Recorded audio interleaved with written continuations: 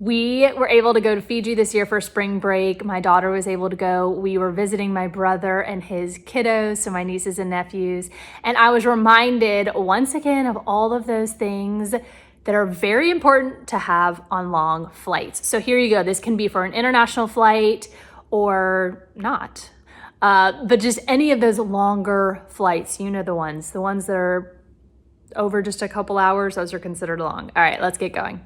Here are 15 things that are essential for long flights. Number one, make sure that you have signed up for those loyalty rewards, miles, the frequent flyer points, frequent flyer miles, whatever airline you're flying on those longer legs. Make sure you're signed up for that, because otherwise you're just flying a long way and not getting anything in return. So every little bit helps. Make sure you sign up for those ahead of time. Number two, document the inside of your bag. I've never had to do this. However, I always take a picture or a video of the inside of my suitcase. So I've never had to actually contact the airlines to say my things are missing or it's in shambles or whatever the thing is. But if you do have to do this, if something's gone astray, they are supposed to be able to help you with this. They're supposed to be able to cover this. It's on them. Hopefully you won't ever have to do this, but it just kind of feels a little bit like insurance, just in case something happens. Number three, plan for a personal bag as well as your carry-on bag when you get on the plane. So for women, this may be like your purse and then maybe a carry-on like suitcase. Or for guys, maybe it's your backpack. Actually, for me, it's usually my backpack and then your carry-on bag. The reason I say this is you want to have in your carry-on, the one that you're probably going to put overhead in that compartment, stuff that you're not going to get to the whole time, that you don't need to access the whole time. And then the stuff that's going to maybe go where your feet are and so forth. The things that you need, those things are going to include items that I'm about to get to, but things that you're going to want to access during the flight. And it's just easier than having to go to that other bag. So one personal item and plan for one carry-on. Now, if you're the person that only packs a carry-on and doesn't check a bag, kudos to you. Leads me to number four, bring a change of clothes in said carry-on. That, heaven forbid, you check a bag, it gets lost, it gets stolen, something crazy happens, it gets delayed. You gotta have a change of clothes just in case. You don't wanna get to your destination, be tired, grimy, and then not be able to change. Number five, wear comfortable layers. Layers. I've been on planes that are burning up hot. I've been on planes that are freezing cold. Most of them, in my eyes, are freezing cold. Love to have layers. Number six, this is gonna sound silly, but it's something I actually forgot. A pen for, especially if you're going overseas, if you're going internationally, for those customs immigration forms that you have to fill out, you need a pen, okay? Then you don't have to talk to someone if you don't have one. You don't have to ask a stranger for one. Number seven, going back to what I was saying, toiletries. Something that when you're on the plane, before you go to sleep maybe, and again, I'm referencing my most recent trip. So 14-hour flight was the longest, and then coming back, it was, around 12 or so. So adjust this to wherever you're going in whatever capacity. But in my case, I wanted something to where I could wash my face before I went to bed, brush my teeth before I went to bed. I'm saying I did not have a bed, obviously. I was not in lay down first class, unfortunately. But before you go to sleep, you kind of stay in that routine. And again, you just don't feel grimy then.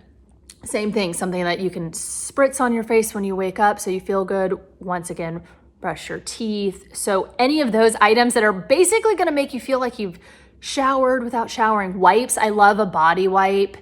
Anything like that just is really nice. Number 8, if you're crossing time zones, you may want to consider bringing some melatonin. The best trick that I've heard and that I usually try to follow is get on that time zone of where you're going as quickly as possible, right? Try to avoid taking some long nap when you get in, just kind of adjust as best you can, go to bed early, this, that, and the other. That melatonin, it may help you on the plane, and it's probably gonna help you when you get to your destination. Number 9, I say it in almost every travel video, but I gotta say it again, a reusable water bottle. Gotta have it. Have it for the plane, have it for your destination. Number 10, your own headphones that have multi-plugs,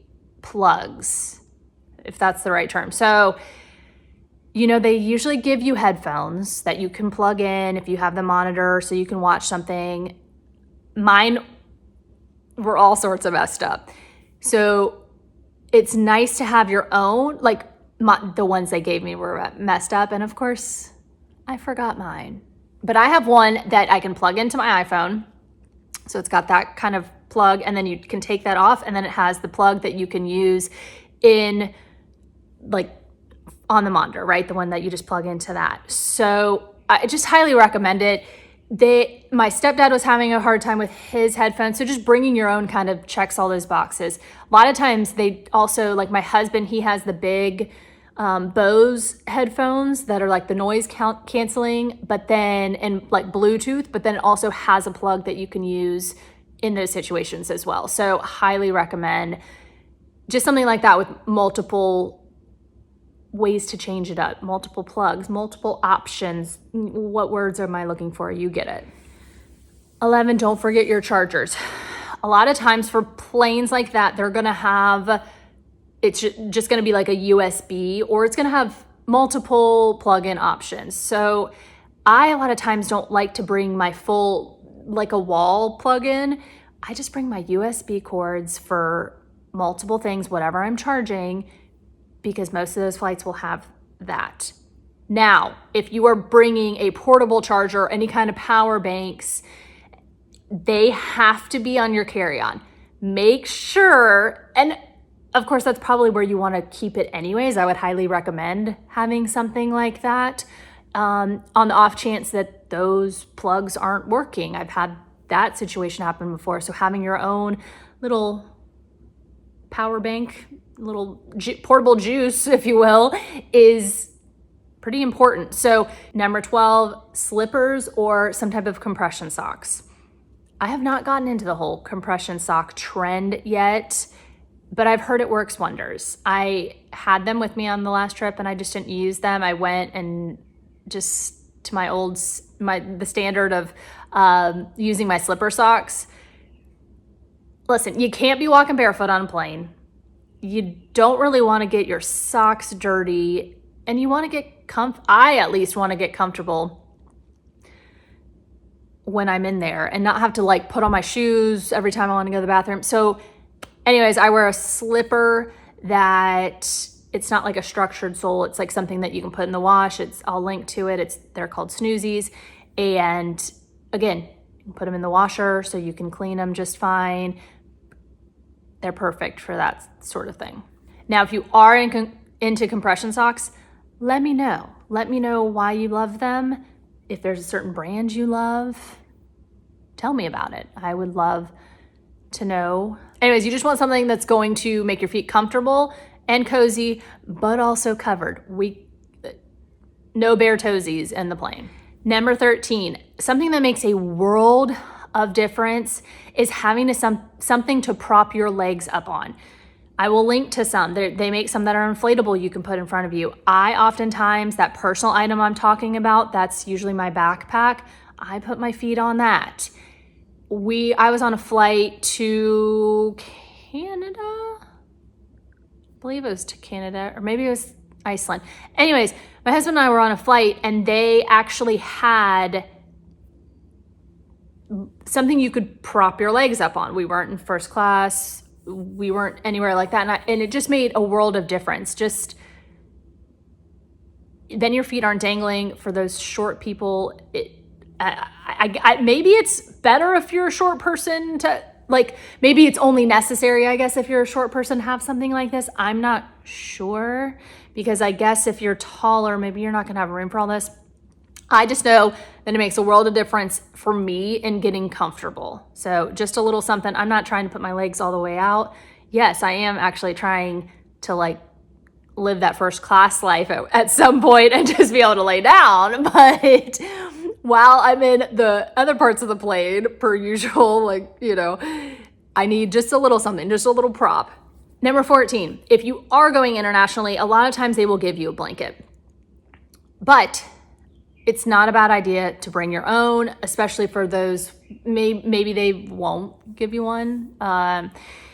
Again, I think when I did that Canada trip, it was long, but not so long that they're gonna give you all the cozy pillow and blanket situation. So look into it. You can feel free to ask the airlines, but if you're gonna be sleeping, even just a power nap, I highly recommend a blanket just to be cozier. 15, absolutely have to have a neck pillow. I use one called the Turtle. It straight up looks like I'm wearing a neck brace, but it just helps your head not bobble around. I will link to a variety of them. I've gotten my husband one where you put your hands in, you inflate it, and you kind of lean forward. And it's just a different way of being comfortable. There's all sorts of different kinds, but definitely try one out before you get in there, because when you're trying to go to sleep and you can't get comfortable, it is just, to me, that's just a nightmare. And that's it. Those are 15 of my must-haves for longer flights. I know I can think of more if you guys are interested in hearing more. Hopefully you're planning for a big trip. If so, please tell me where you're going. I can live vicariously through you as I plan my next big trip, which I don't know where it will be to. All right, thanks so much for being here. Please share and subscribe and all the things. Again, I appreciate you being here, and I'll talk to you guys soon.